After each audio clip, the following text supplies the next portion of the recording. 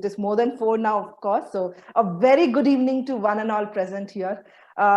It is a matter of pride for us that you have joined us at this CyberGurukul platform. And I, Harsh Kaur, on behalf of the whole team, thank each and every member as well as the external participant who has spared their valuable time today. And I assure you, we will make the best of it. Let me also take few seconds talking on the CyberGurukul platform. Well, our initiative is recent, but our urge for constant learning, our passion for cybersecurity, and our experience of being knowledge enabler that we have already seen through some introductions, this isn't new. In fact, we want to delve deeper into the different aspects of cybersecurity, as well as focus on mapping business with technology. In short, we want to be the cybersecurity consultants and storytellers. And this new normal series is devised in the same direction. Today, I am so happy to welcome Mr. Peter, security evangelist, senior veteran in the industry, who's come here to delve into the cybersecurity threat landscape and help us explore how to keep up with the new normal.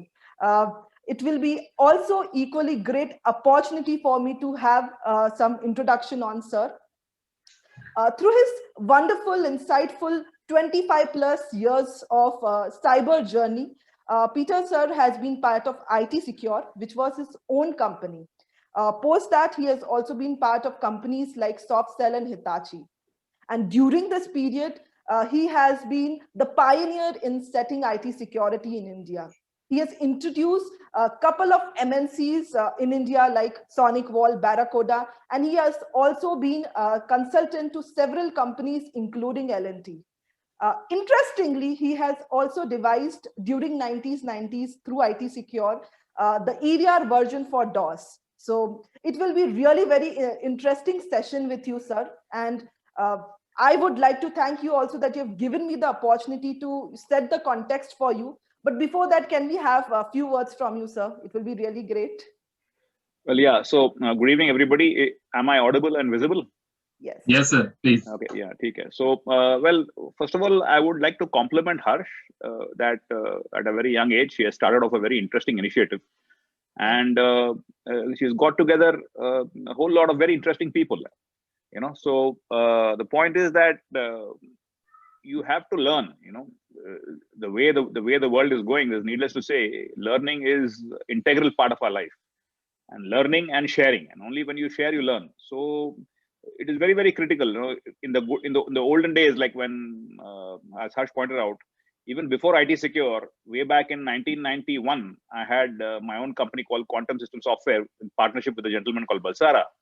And those days, information was not available, So if you wanted to know about new products, if you wanted to know about new trends, you'd have to travel to the US and go and meet people over there. And there used to be events like Comdex in Las Vegas, where the whole IT industry used to come together, And that's where you go and meet, and that's where you go and you travel halfway across the world, spending a fortune, spending time, money, effort, and to go and learn about what is happening. And then you try to come back to India and bring it here.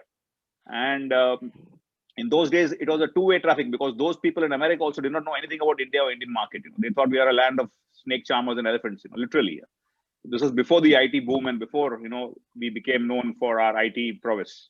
So from those days when, you had to travel halfway across the world and meet people face to face to learn, now you can learn at the click of a mouse.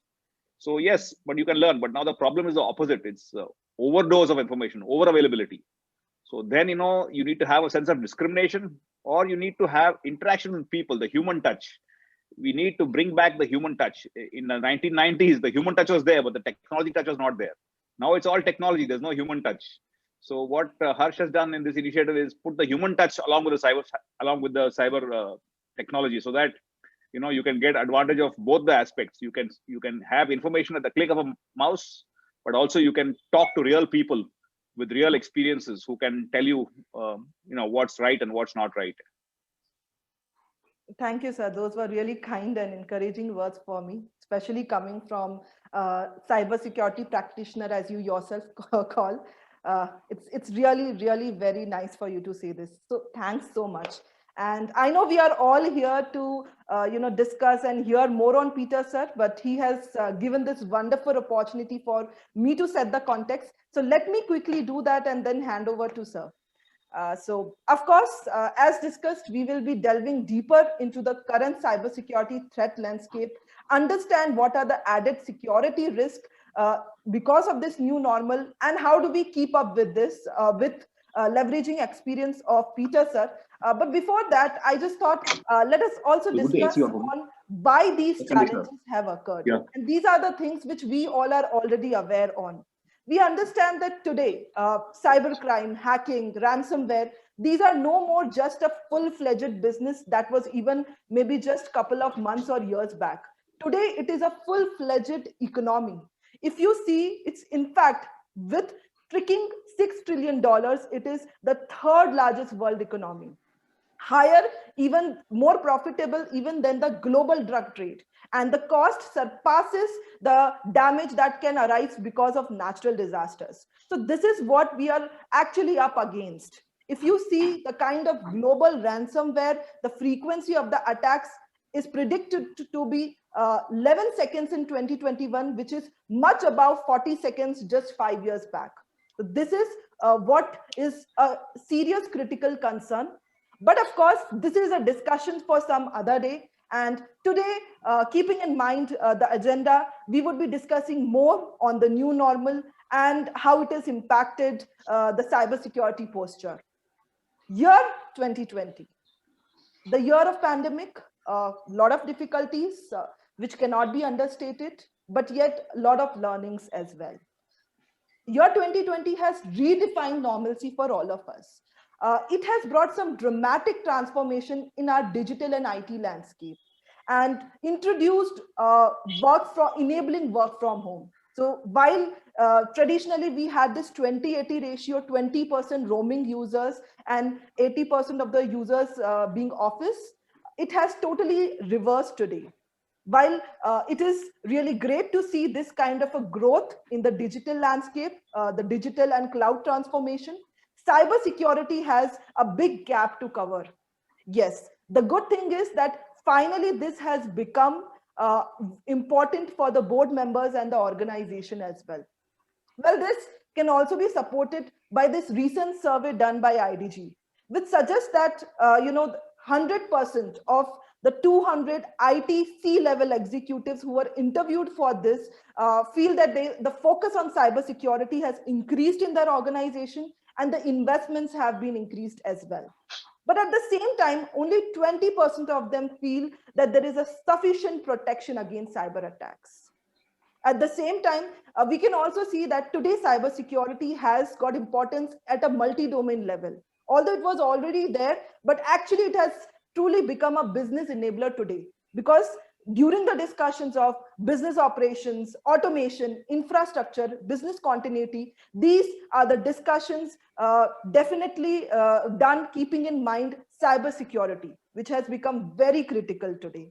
So these were few things which I wanted to share in terms of what is happening today. Covering why the challenges, let's now go to what are the challenges by leveraging Mr. Peter's input. And of course, he wants it to be interactive, so we will also be asking our audience to speak up in between. So over to you, sir, without further delay. Yeah. So there are lots and lots of challenges, So let me just pull up 1 second. Yeah, and if you put that up, then it gets a bit complicated because there's too much stuff on the screen. So you can just go back to the previous slide. Okay, as you say. Okay.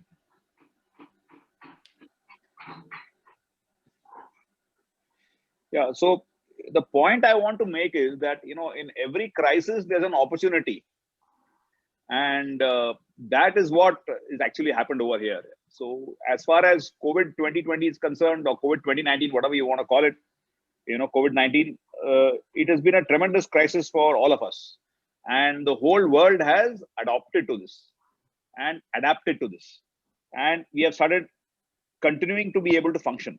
So what has happened is that under normal, like what Harsh mentioned, that, earlier it used to be 20% work roaming or 20% work from home and 80% in the office. And now it's become like the other way around. Now, the important thing to note is this is normally a process that would have taken a lot of time. There will be a lot of due diligence done. There will be a lot of checks and balances, a lot of processes you should have undertaken before you could do such kind of a thing. The kind of change that has happened from 80/20 to 20/80, it's normally a long drawn out process. It took us so many years to go from 0 to 20, and now from 20 to 80 we have gone like overnight. So as a result, what has happened is that, in order to keep the business going, businesses have had to take a lot of security debt. They had to assume a lot of risk, accept a lot of risk, and this risk has increased the security debt which they have. And this security debt which has increased is an opportunity for all the cyber criminals and all the people whom you spoke about, Harsh spoke about. These people have started taking advantage of the fact that people are now working from home. They're taking advantage of the fact that people are now working no longer protected by the perimeter firewall, no longer protected by the organization defense, no longer having access to all the technical support so easily what they used to have before. They have also understood that many applications which were, very safe and secure behind the internal network, behind the internal security, now they have been exposed to the cloud, and without doing the required checks before doing that. So a lot of applications and databases, servers, systems have now on the cloud without going through the diligence. And then finally, of course, so you have the people aspect, which is the people now working from a different home environment, maybe using a shared system, their own system, a BYOD system. Then you have the technology part of it, which means now a lot of stuff which was earlier secure is now open up out there in the cloud. And the third is the process part of it. But earlier, things were a lot easier when you were on the LAN. Now, the same process, a simple thing like changing your passwords every 45 days. There are certain VPN systems, common VPN systems, which don't allow you to do this remotely. So you have to come in to the LAN to do this. So a lot of process-related challenges also come into place. So as a result of all these things, the people challenges, the process challenges, the technology challenges, we now have a whole lot of a new set of cybersecurity challenges to deal with. So the first one I want to take up today for today's call is the whole issue of what we call as advanced persistent threats, or in simple layman's terms, ransomware. Personally, I have seen in the last 1 year several organizations who have been seriously impacted by this particular challenge. A large pharma company I knew actually literally had to shut down the network for 1 week, and there was it went all the way up to the board. And then they had to go and, to do the damage control, they had to hire one of the big four as a consultant who charged them an arm and a leg to tell them what to do. And the funny thing is, I was telling these guys what to do free of cost. I wasn't charging all that money. I was saying, do this, do this, do this. And then they were not listening. And then when this thing happened, then they had to pay a lot of money to people to tell them the same thing, what they were hearing for free. So whatever crore or rupees or whatever they paid, that was only the consulting fees. And thereafter they had to invest in the products and all other things. So what I would like to ask you is, in the experience of this particular group, handling the ransomware and the APD problem, and the cyber criminals have become more aware of this because people are now sitting at home. They are they're a different kind of frame of mind. They are open to clicking to things, and the checks and balances which were there earlier are not there anymore. So in order to protect against the ransomware, so what I would like to ask is, what do you think the people in this group think, that where is the right place to start? So one should one start at the endpoint? Should one start at the email? Should one start at the network level, or where exactly? So does anybody have any inputs on that? I would say the endpoints. That's the first, where the where Can we the have the data can be introduction captured. and then your input? It will be really great. Okay, hi, this is Harmeet here. So Hi, Harmeet. I'm from Entertain. So basically, I would say the first basic, the endpoint should always be there in all the systems. That will be the first, action should be taken by an IT guy. And then the other steps, like, when we say email protection and then your say firewall protection, all that. So, see, we need to understand one thing. This all come with the cost, right? So some companies are ready to pay for that cost, and some companies are not ready to pay for the cost. So the basic, which is a requirement, what I personally believe is, one is a endpoint and your firewall, and on the whatever protection currently O365 and Google are giving, at least that all things should be taken. This is what my take is. Yeah, interesting. Endpoint is critical. Anybody has any other views? Hi, this is Kiran here. Hey, sorry, someone can go. Someone was going. You can go ahead. Continue, Kiran, continue. Okay, so I would say whether it is an endpoint or perimeter, I don't think we can really define where does this protection should lie. I think it is an approach of defense in depth.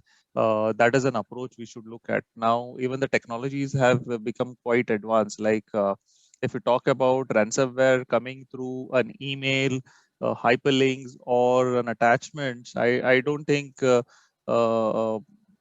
much of the endpoint protection would do. I think the ideally the protection should be built around on the source itself, from where on the email gateway itself for the attachments or hyperlinks. Considering the work from home scenarios where people are not available, so I think that is something preventive control should be deployed at the perimeter email security itself to do this. And now things are also solutions have also got matured enough. While wherever you go with the larger email platform, you'll have these ATP services enabled on it. Second is on the web side perspective. So again, here we can look around from the cloud web gateway as well, where we could look at, rather than relying on the user or a VPN services, how we can ensure that he carries his web policies the way he's working in office, so wherever he carries his corporate machine or VDA, It's whatever. not working. Yeah, so I think that's something around from the perimeter perspective, and obviously endpoint should not be left alone, just like the security is deployed at the perimeter. So endpoint is another aspects we need to have. EDR, anti-malware has become the standard services, but EDR has become from the quick response and detection perspective as well. So I think this overall will that's my views in terms of that can help in terms to do the defense in depth architecture. Yeah. So I would what I would like to add is, I would be more agreeing with what Kiran had said, that it's a defense in depth. And the first part of the defense, like he said, I personally believe is that the email gateway is the number one place to start. And the reason for that is it's an easy win. If you want to start deploying ransomware protection on the endpoints, it either involves a major upgrade or it involves a rip and replace. So, and it involves a little bit extra cost as well, a significant cost and a significant effort also, more than cost. So the email, and for most companies, they're looking for an easy win. The email would be actually, in my opinion, the first place to start, because nowadays, the number of people who are bringing in, content via USB or CD drives are dead, and USB also, like, people are not using it anymore. So the number one route for these threats to get into the customer, into the person's computer is the email or the web. So in fact, the email is actually number one, where people get these phishing emails and they click on them and whatever happens. So email actually, I think, would be actually the way to start. So if the company has got a lot of budgets, then of course it makes sense to cover all the vectors. But if it doesn't have the budgets, or if it wants to go a step-by-step approach, then in my opinion, email is the place to start. And of course, like the other people on the group have said, it's not, you can't stop at email. So you have to look at web protection, and the endpoint, of course, is the final layer of defense. And if whatever else happens at the perimeter, if something goes wrong there, you need to have a last line of defense at the endpoint. But I think we should start off with with the email. That is my opinion. The next question I have is, if you look at the whole anti-ransomware or anti-APD solutions, broadly they fall into two categories. First is you have the traditional players. These are the players who are, people like, Symantec, who's now called Broadcom, or McAfee, or Trend Micro, all these people, Sophos. All these guys had the traditional signature-based solutions. And now when they came to know that the signature-based solutions does not meet the bill and does not fit the requirements, and you need to have the next level of signature-less protection, which is AI-based, ML-based, or behavior-based, or whatever, exploit prevention, and a lot of other new technologies that have come into place. So what they have done is they have added on, and they say, okay, you take our normal, antivirus, which we are already selling you, and you already have the agent, you already have the console, and you just plug in this extra agent or plug in this extra module, and we are now able to, do that for you. So that is one type of approach here. The other type of approach is the completely rip and replace approach. So you have people like Cylance, which is now acquired by BlackBerry. You have Sentinel-1. You have Carbon Black, which is acquired by VMware. You have CrowdStrike. These guys are the next gen. So they say, rip and replace. So you say we don't need signatures at all. You just put our agent. Our agent is lightweight. It doesn't consume resources. It doesn't slow down your system. It doesn't require, updates all the time, and it protects against the zero-day attacks. So this is what their approach is. So, and actually, in my opinion, this approach actually makes sense, because what I believe is that the older generation of technology it's become kind of dinosaurs actually, and you are putting, like they say, if you, to put not too crude a word on it, if you put lipstick on a pig, it's still a pig.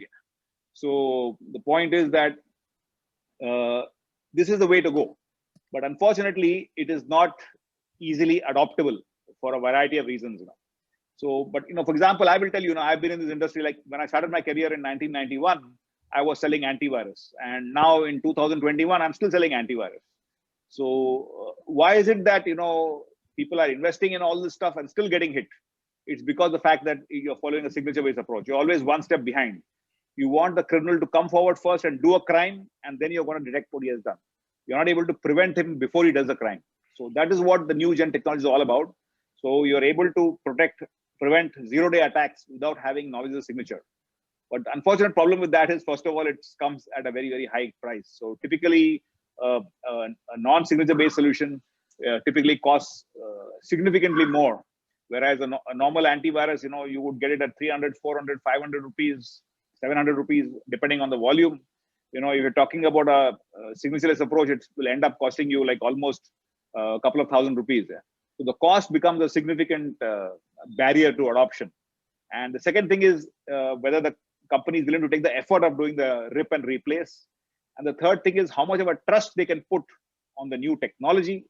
And the fourth thing is how much of a trust they can put on the company itself, that it is going to survive and that it is going to be able to be there and offer solutions and not get acquired or not collapse. So these are the challenges which companies have to face, and they have to basically, it's a given. There is no option. You have to go in for the next level APT protection. But the question is, do you go the old incremental approach, which is existing solution plus plus, or do you go the new route, which is completely rip and replace? Does anybody in the audience have any thoughts on this? Yeah, hi, this is Sumit, Peter.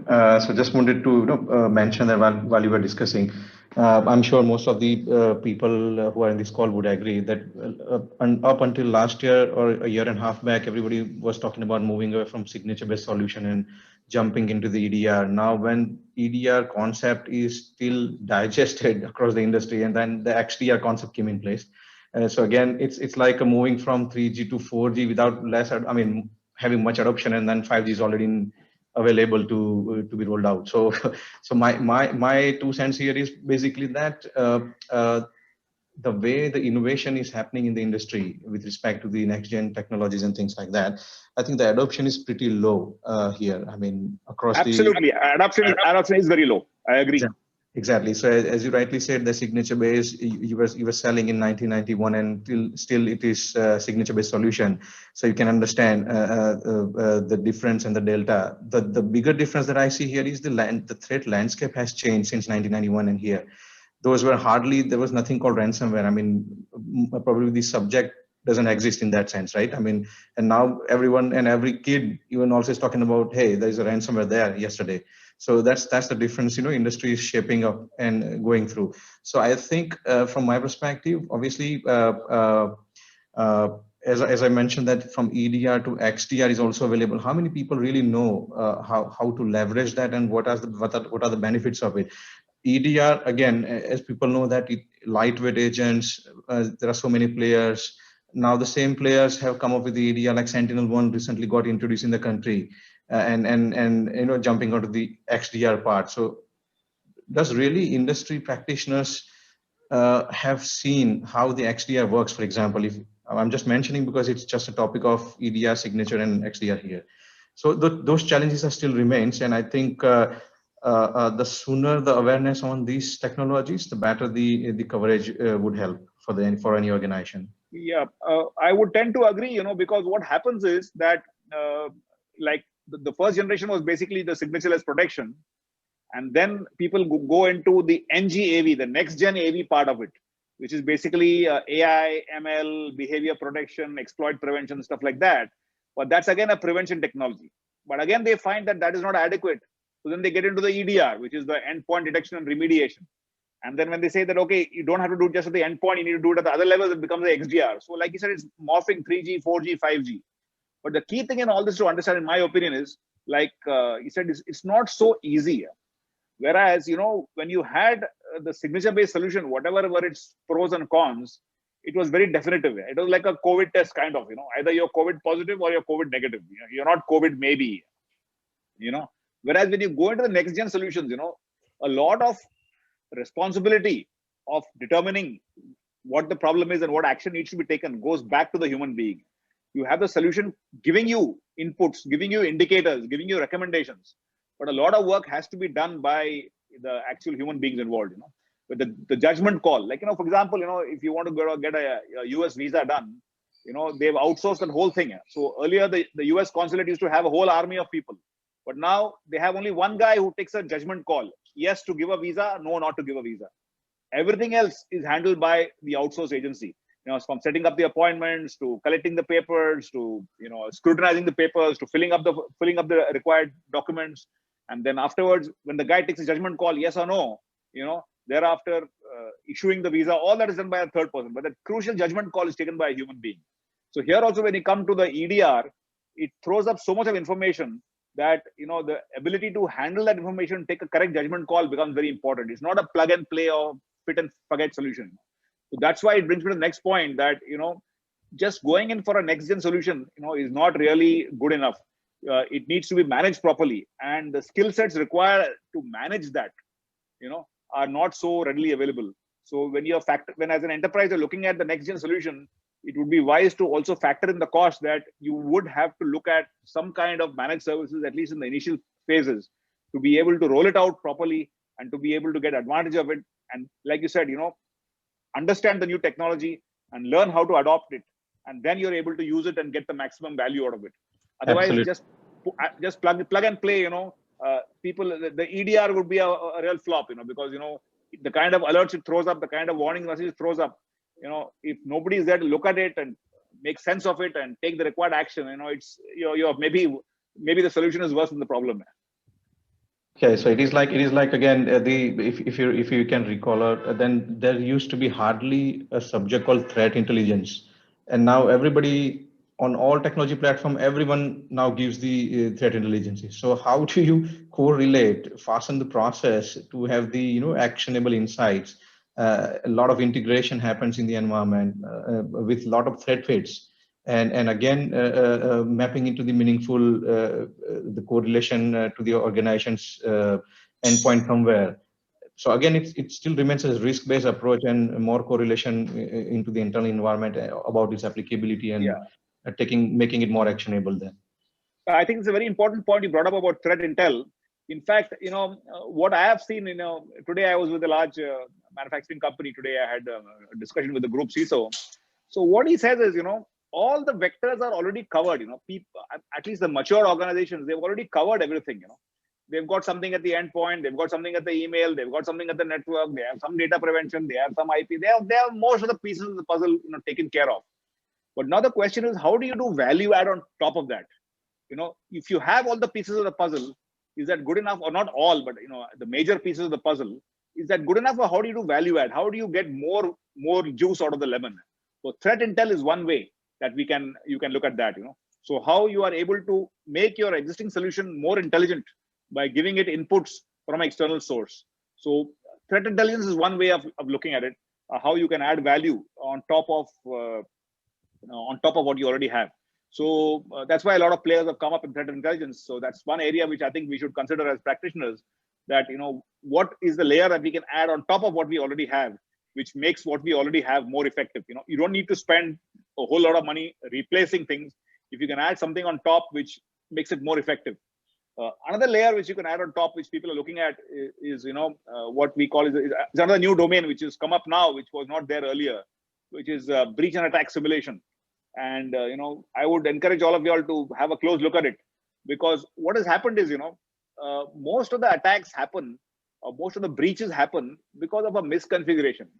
You have the security solution and it is misconfigured, and that's why the latest zero-day attack, in few cases like SolarWinds or stuff like that, that's when the zero-day attack or the eternal blue, in those cases you would find the zero-day attack has been zero-day vulnerability has been exploited.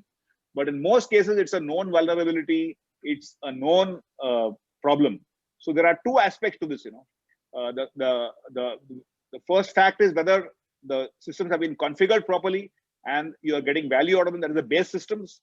And second of all, the security systems, have they been configured properly to protect and to give you the level of protection that they're capable of doing? So there are two areas actually which we have to look at. The first area is what I would like to bring to your attention is continuous continuous config assessment and remediation. So what happens here is that in most organizations you have security as designed. That's how initially when you set up the whole thing, you figure out that this is how it is supposed to be. So this is security as designed. Then you come to, when you get down to deploying it, a lot of compromises tend to be made, because certain things which you wanted to do could not be actually implemented in practice due to some practical considerations. So then you have security as deployed. And then after it is deployed, as it goes into production and people are using it, some config changes are made, some exceptions are made, some rule changes are made. So you get into security as running. So there's a kind of a drift.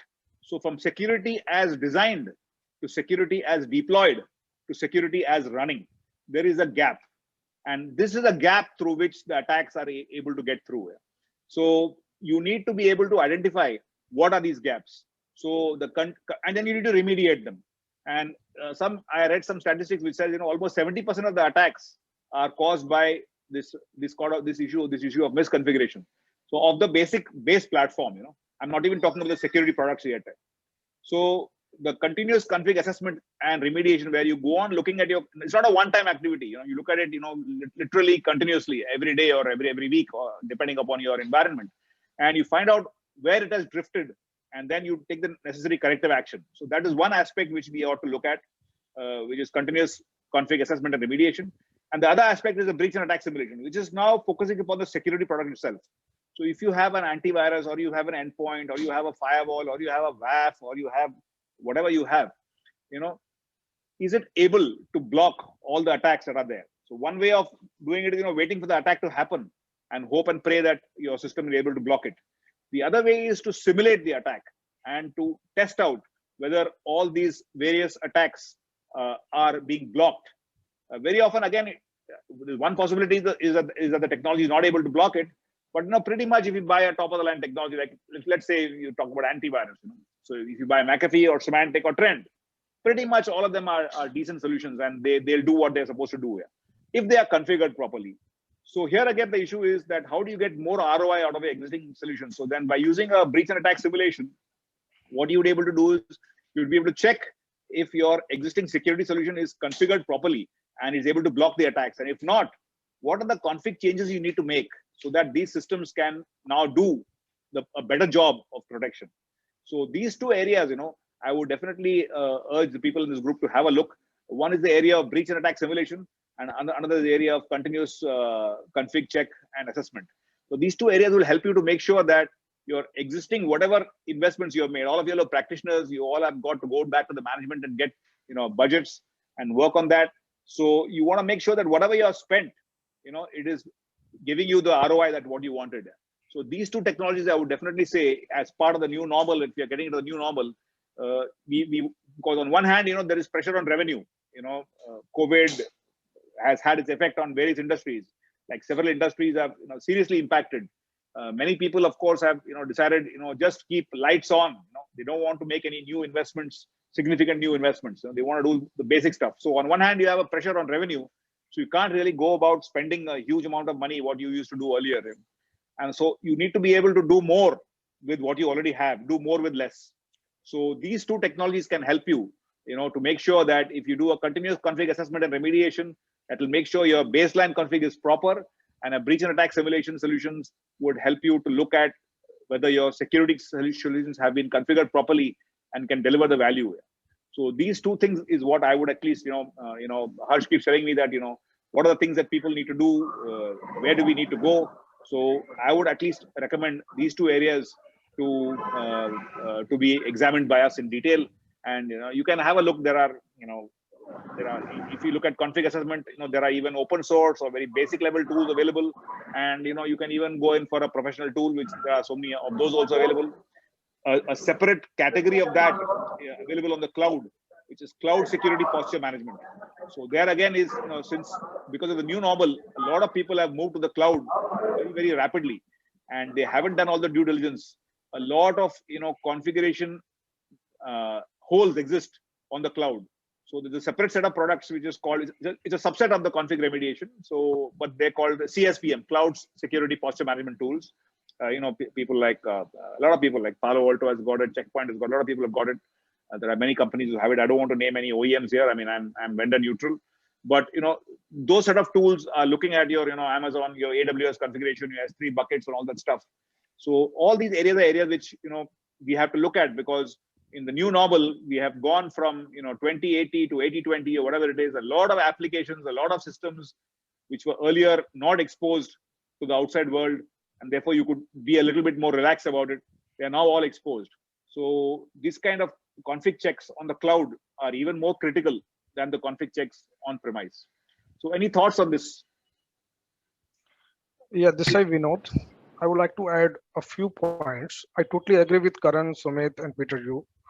You very well mentioned that what is required in terms of today's to tap that today's threat landscape and all these things.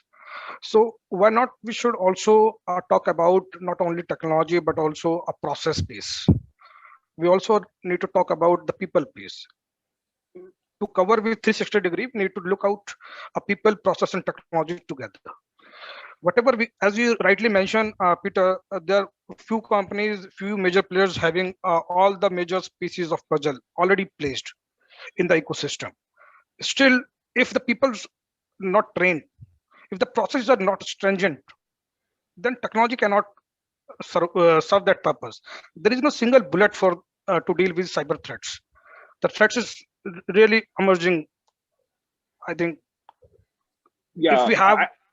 Yeah.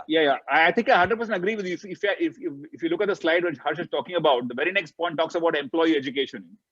So yeah, what are your thoughts on this? How do you think we should? What is the best way? Because like you correctly said, you put all the $1 million of security products. If the guy clicks on the wrong link, or he says yes where he should say no, or allow when he should say block, it's all going to be in vain. So how do you suggest that organizations should go about the business of the process thing will come to a little bit later. That's easier to handle. But how do we handle the employee education part? Yes, you're right. So I just wanted to quote first, which we discussed just a bit earlier, is that ransomware. Let's take an example of ransomware type of attack. The type of attack can be changed. Today is something, tomorrow was something, and going forward down the line, it would be a different type of TTP. It's okay. But the point is that if we are protecting the perimeter, this is one. We are dealing with the endpoints, compliance, and all these things, IT baseline controls, and all these things. People also to be educated. You mentioned that how we can do that. Yeah, let's take example of phishing. if we put all peculiar controls on the email gateway side or the website, we place the EDR. And also, if the employee or the person can click on the wrong link, what will happen? Definitely. So we need to educate them. We need to sensitize people about what is wrong, what is right, what type of attacks are emerging in the today's landscape, what is all about, in very simple language, so that they can understand. Because lots of jargon, technical things, they may not be able to understand because they are not techie people. So we have to translate those things to in a very simple language, and we have to run some sort of cues to that should be a very interactive one, not a kind of very boring kind of sessions or so.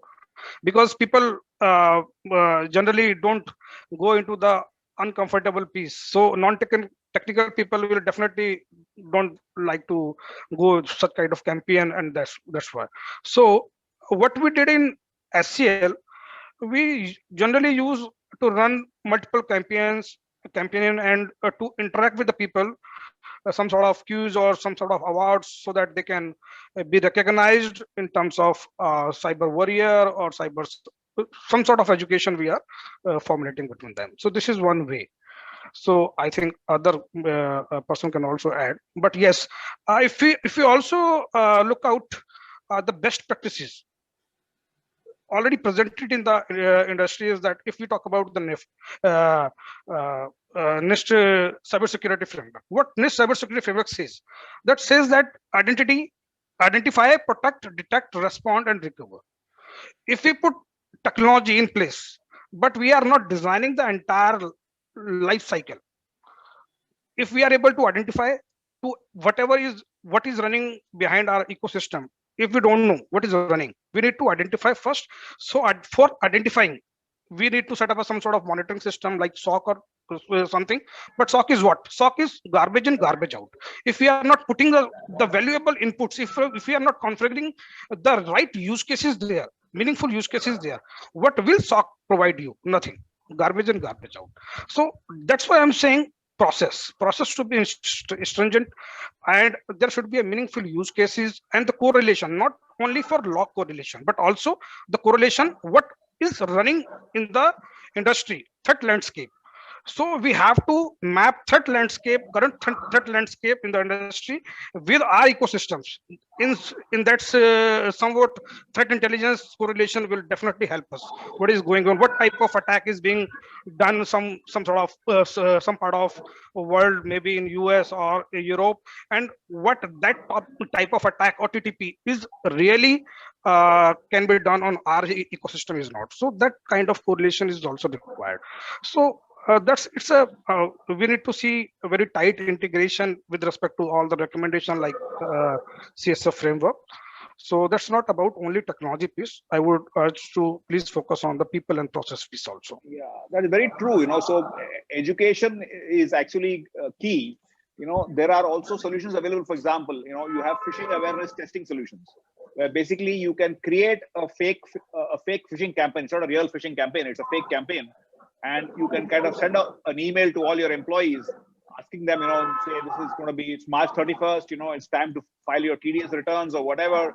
So click here, otherwise your TDS will be deducted, or not credited, anything like that. And then you send out this mail and see how many people actually fall for it and click on the link and provide their employee name or employee code or whatever it is, PAN number or whatever it is asked for. And then that identifies who are the people who are more susceptible to this kind of attack, and therefore who need to be focus of training. But that is going one step ahead. The first fundamental part of it is to get the training itself into place. And like you said, this training has to be interactive, it has to be ongoing, it has to be self-paced. You can't put people into a classroom for 1 hour and say, okay, 1 hour, 2 hours, and say, okay, here it is, take it. And then at the end of it, they learn something, half of it they remembered and half of it is gone. So it has to be continuous, it has to be interactive, it has to be entertaining, maybe a game-based, award-based, and it has to be in small bits and pieces so that they can absorb it easily. And if you back up this education with, you could have screensavers. In the old earlier days, when people used to go to office, used to have posters, but now you have you have to use screensavers and quizzes, maybe awards, stuff like that. So all this, and if you keep on, it's a kind of a cycle. You do this round of training, then you do a round of testing to see how effective it is. And then you identify who are the people who need to be trained or what areas they need training on. And then you focus the training on that again. So this kind of a cycle will make sure that, the employees are less, susceptible and less vulnerable to the attacks. So that is the people part of it. And now coming to the process part of it. So again, now you have to identify, where there are the gaps in the processes. So that brings me to another area of cyber risk quantification. So this is another upcoming field, So the idea is, how nice it would be if you could assign a number and say, okay, on a scale of 1 to 10, my company is 5, or my company is 6, or my company is 7, or 8, or 3, or 4, whatever it is. So then that gives you an idea how secure you are in comparison with the standards, maybe with NIST or whatever, or in comparison with the peers in your industry. And most importantly, not just the number which says, you're good, bad, or ugly, but why that number is so. So where are the weaknesses? Are the weaknesses in the area of product or process or technology? And that will help to identify which are the areas in which, and most probably, technology is always the last piece, it is the most important piece, but it's the last piece. You need, like you said, it needs to be supported by the people in the process. So this kind of a quantification approach can be helpful to identify where are the gaps and where you need to address first. So it would be, it's very individual, some company may have more gaps in the area of process, some may have more gaps in the area of people, some maybe have gaps in the area of technology, some will have gaps in all, it's a different variation. But this kind of an assessment where you are undertaking a cyber risk quantification assessment, which is a 360-degree assessment. It can't just be, checking your products. It has to be checking your products, checking your people, checking your processes. It's a combination of, processes and interviews and questionnaires and tests and simulations and VAPT, whatever. So this quantification process, rather an identification process and then a quantification process will help us to understand where exactly we are and where we need to spend our budgets. Fantastic. So that's Peter, what I have to say on that. Yeah, Peter, this is Sumit. Sorry to interrupt, but because you have touched the very important point that I've been literally pressing hard into the organization, and that's why I could not please hop in. So three things I just wanted to add. Yes. So going back to the phishing simulations rather. So I'm not comparing here with anybody, but I'm just trying to share that we have been doing this phishing campaign, and I think we got a fruitful and interesting results in the organization, followed by the automatic assignment of the training modules if, as you rightly said, somebody has clicked in to something where they are not supposed to. So that's been really helpful, number one. Second, about the continuous config assessment, there has to be a baseline against which any organization should be focused on. So with the practices, we are doing CIS, the hardening practices about the config assessment baseline. And obviously this can be customized based on the need of the organization to make it more functionable. So certainly there are a lot of tools available. Again, don't want to quote any tool here, but the CIS benchmark is the hardening practices, be it any network component, routers, firewalls, switches, or maybe servers, databases, or anything. And I think organizations should certainly leverage those hardening practices. And third, you mentioned about the cyber risk quantification. So I've been trying hard, to be honest, Peter, since last year to talk to the management in terms of the numbers, because that's what they understand. But I think I kind of thought of taking a step forward and add those quantified cyber risk into the financial terms. Let's say, for example, like fair model mapping or something similar, so that they understand that these numbers of good, bad, ugly, whatever they are, let's say a score of 5. However, if you are a score of 5, this is the monetary losses that could happen, and that's what is being really helpful to us. Just wanted to share with the people. Yeah, it's very important. And let me just tell you something very interesting. You talked about CIS benchmarks.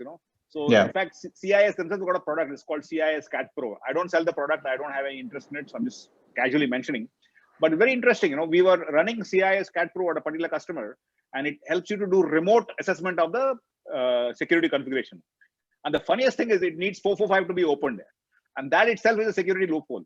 So an organization is refusing to run this product because they're saying, if I have to run this thing, I have to open up 445, and I don't agree to do that. So we have to think very carefully, how we are going to go about this thing. And as far as the quantification is concerned, you're absolutely right.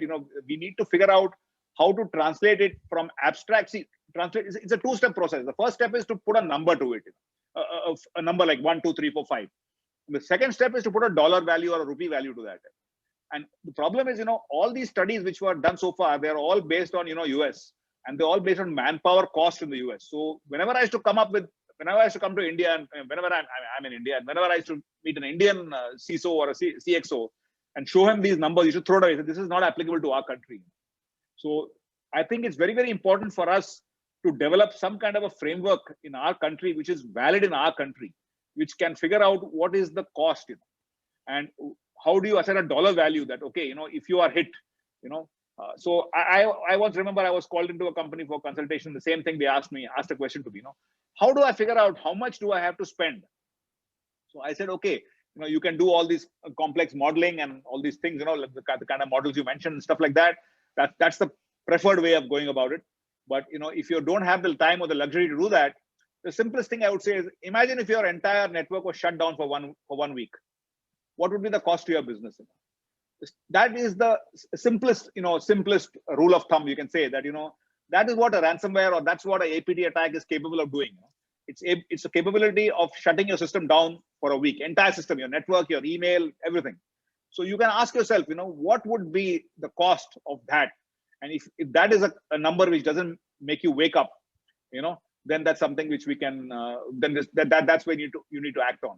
Now, on the other hand, I once was talking to a cement manufacturing company, a manufacturing company making cement. And they said, Peter, what's going to happen here? If my email is down, or my browsing is down, or my net is down, my cement plant is still going to make cement, the production is still going to run. So there's no problem. But then when I point out to them, okay, your production is going to run, it's going to produce a cement. But then what about the logistics? What about the transportation? What about the invoicing? What about the logistics? What about the distribution? What about the billing? What about the credit control? All those systems are not going to be running. And then they said, now you're talking sense. Now that makes sense. So again, that's the key challenge which all of us as practitioners face. If you tell people your systems are going to be down, they don't understand exactly until you translate it into business terms and say, you won't be able to invoice. You won't be able to collect.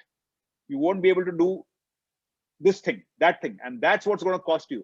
So that would be a simple way of, putting some kind of a value to at least wake them up and say, okay, but I think, we are past that now. People now realize. So it's no longer a question of do they have to invest? It's a question of how much to invest in.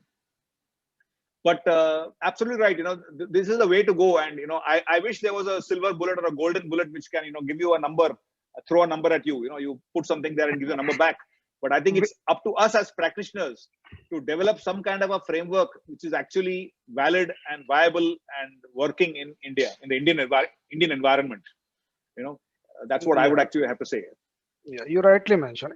Actually, I would like to quote that you took a very old example of the cement plant. If you see the today's environment, Industry 4.0, what Industry 4.0 says, all the manufacturing is gone on to IoT-based solutions, machine learning solutions, artificial intelligence solution. Even all the production is being done by the machines. There is no single man was there in the plant. So if that cyber threats even hitting on the production piece, today's scenario, so the threat landscape is totally changed. And you rightly mentioned, Sumit, is that we need to add the monetary value. Otherwise, board will not understand it. They will not give. Yeah, absolutely. So representation of quantified cyber risk into the financial term is the key to success. And obviously, Peter said that there are a lot of the Indian environment workable framework. So I've given the FAIR model, fundamental analysis of information risk, which has been practiced globally. But I think likewise there are a couple of more, and I think Indian version always helps. So considering our country, but I think that's the key to success certainly for the CISOs like ourselves. So. Yes. Yeah, you brought up an important point. You have a cement plant which is going to churn out cement, but even those cement plants nowadays are controlled by IoT. So, but IoT security, that's a completely different ballpark, and that's something as cybersecurity professionals we need to educate ourselves, because first of all, all of us know, typically most companies, at least in theory, they say there's an air gap, or the IT and the OT networks are completely separate. And therefore, a threat cannot go from the IT to the OT network or vice versa. But that is not really true in practice. There is always some point where there is a bridge between the two. And that's what we need to take care of. The second thing is the OT guys, the sheer variety. I mean, if you're talking about the IT systems, how many operating systems do you have? You have basically, okay, you have Windows, you have Linux, you have maybe the Mac, which is a variant of Linux, and you have maybe your Android or, Ubuntu, whatever. You have a handful. But when you go into the OT universe, the number of operating systems that you have is phenomenal. I mean, it just boggles the mind. And the second thing is, in an IT system, you can always run something on it. There's a possibility of an agent-based approach, which you're running an agent on the device itself. And that is the closest protection to the actual device. Whereas in the OT world, that's not possible at all. So you need very, very difficult to run anything on the device. And the third thing is the OT people are very, very careful. They don't want you to meddle with their system. It's something working, and very often the systems are very, very old. They're not been patched. They are running age-old technology. So these are the areas which we have to take care of. So even when you're dealing with OT security or IoT security, it's a new field. But as IT security practitioners, it would make sense for us to educate ourselves on how these networks work and what are the challenges there are, and how do you, secure against them. And all the IT security vendors also, for example, are introducing products to take care of OT, IoT security. And I think it would make sense for us, especially depending upon the kind of org we are in, to have a look at that and see whether we need to take any effective measures which will help us not just to protect the IT environment but the OT environment as well. Because there the impact is a lot more, and it's a lot more direct impact. So, Yes, you I rightly don't mentioned. talk about Stuxnet and all. You guys know about all that. Yeah, you're right. So I don't know why people eye washing. They can say it's a separate or isolated piece, IoT, OT with the IT. They both goes hand in hand. They cannot be work in silos, because IT is serving for the production.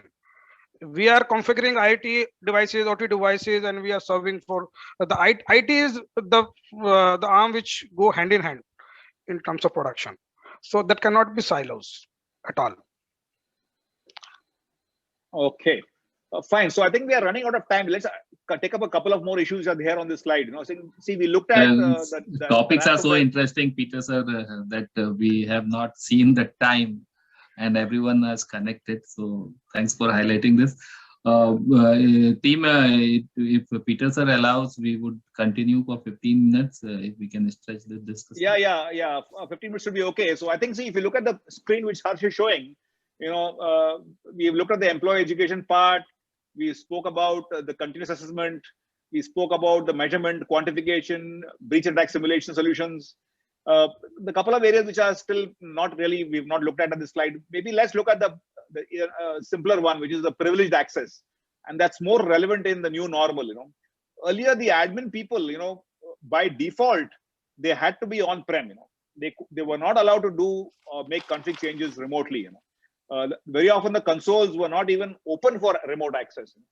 So now, because of the new normal, everybody is remote, including the admins.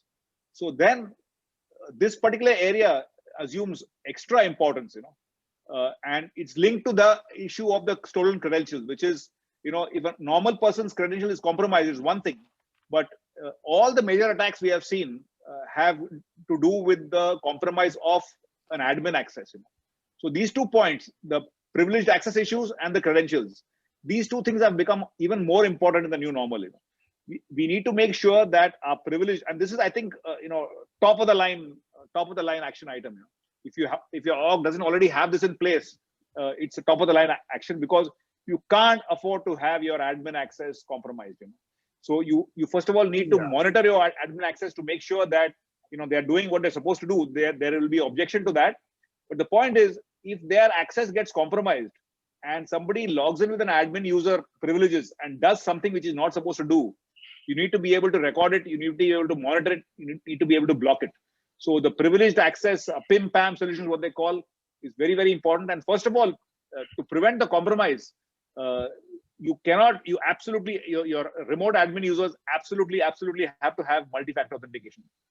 In fact, if you go see the slide, we're talking about actually, the next step is actually passwordless, where you don't even need to have a password. You can identify yourself with your fingerprint or using your mobile phone. I mean, there are different technologies available. I don't want to go into that right now. But the point is that the important point I want to make is one very important learning, at least for me in the last 1 year, has been that the privileged identity, privileged access management linked with the two-factor or multi-factor authentication to make sure that even if the admin password is leaked, nobody can impersonate the admin just with the password. He would need the second token of authentication. So these are the two areas which I think are pretty important in the new normal. And if it's not been addressed by our organization, it's something that it needs to be done on the highest of priorities. Any thoughts on this? Yeah, you definitely. Vinod, if you can take it. Okay. Yeah. Thanks. Thank you. I just wanted to draw entire team attention. This two-factor authentication also be taken that it should be very, very convenient, but the type of SMS and SIM frauds are happening around, even in the banking industry. So is this right time to see this two-factor authentication or multi-factor authentication is not the first and last remedy for credential things? So Peter sir and forum. I don't agree there. Vijay, I don't agree. Vijay. Absolutely, I don't agree there, because you see what happens is people talk about this SIM fraud and all. It's an extremely complex process, So it's not so easy to clone a SIM. You have to clone the fellow's ID cards. You have to then clone the SIM. You have to get the service provider into the loop. It's extremely complicated. The chances of a SMS-based authentication, a man-in-the-middle attack, whatever it is, you have to compromise the person's device. There are just too many factors. It is going to be extremely difficult to do. And if somebody is going to take so much of trouble to do that, then you're in big trouble anyway. You can't stop that guy. But anyway, what I'm saying, when I talk about a second factor authentication, it need not be a SMS or OTP based. It could be a token based thing, which is a soft token, hard token, which is something installed on your mobile. But basically, all I'm saying is you need to have a second factor of authentication beyond the password, especially for your admin users when they are working remotely. That's a no-go. There's no compromise possible on that. And you're absolutely right. Yeah. And what I'm saying is, what happens is, despite all this, still, yes, something can happen. But, and the bigger problem actually is the inconvenience. It is a bloody nuisance to have a second factor authentication. That's why most organizations have not rolled it out for their standard users. Most average users just log in with one factor of authentication. So, but what I'm saying is, ideally, in an ideal world, everybody should be on multi-factor authentication. But in real life, given the practical challenges, I think at least if we can get our admins onto that sort of a system, that would be actually very, very important. And let's not worry about, the SIM fraud and all. It's very, very remote. It can happen. I'm not saying it can't, but it's such a remote possibility that, if a guy goes, like I said, if a guy's taken all the trouble to do all those things against your organization, the targeted attack is being carried out against you. And then, you're in deep trouble anyway. If a guy can take so much of trouble, there's no limit to what he can do. But at least, in my opinion, these two things are non-negotiable: PIM solution and two-factor for the privileged users. I would suggest it's not a two-factor, but it's a multi-factor kind of solution. Yeah, 2FA is the old way. I mean, MFA is the correct word. MFA. And Vijay, you rightly mentioned we should adopt this one, and we are actually running very behind. That's not a new solution for the industry, MFA. Now industry moving towards the biometric authentication through your retina, through your fingerprints, through your face, so that the threat actor runs a 10 feet ahead. So that's why we need to tap the R feeds with them to mitigate the latest threats. See, basically, I mean, coming back to the fundamentals, when you talk about authentication, it can be what you know, which is a password. Passwordless. What you have, which is a token. Or it can be who you are, which is your fingerprint, retina, face, whatever. Yes. So it's a combination of what you know, what you have, and what you are.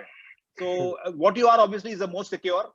For example, to give a simple example, in my own house, I've installed a fingerprint-based access to my main door. So now me, my wife, my son, my mother, we can just walk in without a key, and we don't have to worry about the key. Our finger is the key. So of course you have put all 5 fingers so that there's no mistake. And despite that, now let me tell you, despite that being a fingerprint-based operation, there is also an option for, in case the sensor has got spoiled or something has gone wrong, you need to have a backup. So there is a pin. Right. So you have to put a number. And in case that also goes wrong, finally there is a key, which of course I don't carry that key with me. I don't carry the key, but which kind of defeats the purpose. Again back No, to but that is basics. required. Yes, that is required. That's I required. think that was a wonderful analogy. Which brings me back to the same thing, defense in depth and backup. You need to have the latest technology, which is fingerprint, but you need to back it up with a pin, which is the second generation technology. And finally, if all else fails, you go back to the good old key, which is a physical thing. Yeah, and you rightly mentioned, Peter, about the PIN and PAM solutions. These are must-to-have solutions in the ecosystem. In the new normal, especially. Earlier, I was saying maybe not, but now it's absolutely critical. You can't take a chance. Yes. And I would like to draw a panelist attention towards other solutions which are kind of must to have in terms of securing your crown jewel. Is that we need to also see RBAC and SOD, rollback access and segregation of duty in terms of configuring right things. And we also need to encourage need to know basis approach, privilege approach and all. And we also need to see, to secure the crown jewels, we need to see that how we can protect from the 0 day. And we also need to enable, at least for the crown jewels, the file integrity monitoring. If anything goes wrong, we should have some sort of log for forensic. We should have some sort of things to identify the right thing. And again, robust, very viable solutions for SOC kind of thing, and time to time PT, penetration testing to be done. Otherwise, we will be able to go nowhere. That's why. So these all things, I think since we have a few minutes more, about 5-6 minutes more, let us take this last topic up for today's session, which is protecting the crown jewels. I think that's also very, very important, and in the new normal, because things have gone so spread out and so diverse and diversified that if we try to do everything at the same time, we will not be able to succeed. So I think we need to identify our priorities, and the priority is the crown jewels. And the crown jewels typically are your critical servers, applications in a data center. So how do we identify our crown jewels, and how do we protect our crown jewels? I think as security practitioners in the new normal, that's the first question we need to ask ourselves and to be able to answer. And the answer would be depending upon different people and different environments. But like you said, I would strongly recommend all of you all to look at what I say as the concepts of micro segmentation and the concept of east-west traffic inspection. These are two things which I would encourage all of you all to have a look at. The micro segment. See, if you look at all the major breaches that have happened, you talk about Cognizant or whichever ones you talk about. What happens is traditionally people are depending upon north-south security. So you have a data center with your crown jewels, and they put a firewall, an IPS, an IDS, WAF, or whatever it is at the perimeter. And they say, okay, they put all, it's the same what Harsh calls as the castle and moat approach or whatever. So you put all your defenses at the perimeter, and you are trying to make sure that that perimeter is impossible to breach. But what happens is, due to a variety of reasons, it could be a vulnerability in one of the systems, it could be a misconfiguration, it could be a 0-day attack, it could be any of those reasons where that perimeter gets breached. And once the perimeter is breached, the guy has got a free lateral movement inside the organ. That's how 20,000, 30,000 systems get encrypted and get affected and get compromised, and all those things happen. So once people are inside the network, very often it's pretty much a flat network in many cases, or even there could be VLANs, of course, but even inside the VLAN there is no east-west traffic inspection. So these are the two areas which I think we should look at when you're looking at your protecting your crown jewels, which is if there are two systems in your data center, A and B, do they have access to each other? Are they supposed to have access to each other? If system A is not supposed to talk to system B, if it has no business reason to talk to it, is that access allowed? And if the access is allowed, is that traffic being inspected? So these two areas, whether which system should talk to which system, and when it is talking east-west within the network, is that traffic being inspected? So this is something which, it's something which I would at least suggest that you have a good, strong look at and figure out how you need to address it in your organization. You're absolutely right. Network segmentation, we cannot leave. This is something which I would say must have. Yeah, and what happens is people do it, but then it's not properly done, which is why large companies, like for example, they have a huge number of systems in one segment, and all the systems get impacted, and that's because the east-west traffic is not being inspected.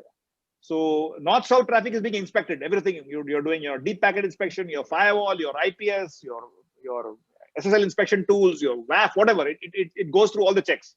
But east-west traffic is not being checked. So that's again one area which I would strongly suggest that all of us have a look at. So any final thoughts on that? I think we can bring the session to a close. We are almost done now. So any final thoughts or any other concluding thoughts, concluding remarks? Anybody wants to share anything? And we'll be happy to hear it. Participants, we are into last minute, so you request if you are able to open your video, okay, it will be good to see you at the end. So while Vijaya will help us to take some pics, some snapshot on the camera, let us also have final thoughts and concluding remarks with this wonderful and practical insights that Peter sir has given, and I think it was well supported by Vinod, Sumit, Kiran, Harmeet, and Vijaya as well. So great session, but let's have concluding remarks, and I would also like to contribute, but let me first take few. Yeah, see, I think it's very, very important. I was telling Harsh, that this one-way communication, of this Gurukul business, the whole concept of a guru, I disagree with that concept. We are all gurus here. We have all gone through life. We have all learned our lessons. We have all had our knocks and falls. We all have things to share. So I am very much against this one-is-to-many mode of dissemination. It has to be interactive.